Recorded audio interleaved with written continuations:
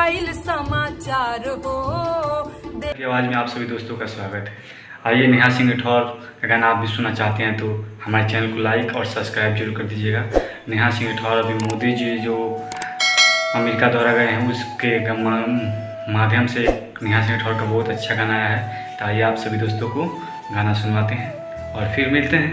देश के चौकीदार जी साहेब करेले अमेरिका के दौरा, नाही लेवेले मणिपुर के ब्यौरा।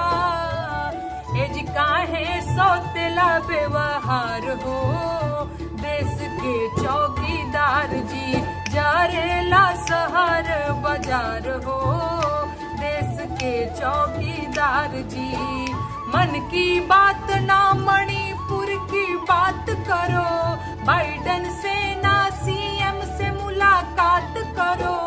कहो ऐसे चलई सरकार हो, देश के चौकीदार जी जरेला शहर बाजार हो।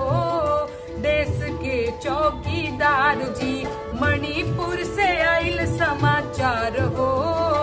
देश के चौकीदार जी देश विदेश में घूमे में आगे, आपन देश के समस्या से भागे। ऐसन साहेब के नहीं दरकार हो, देश के चौकीदार जी मणिपुर से आइल समाचार हो।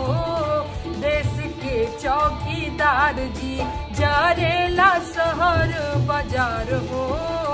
देश के चौकीदार जी ए सखी मीडिया साहेब के गुण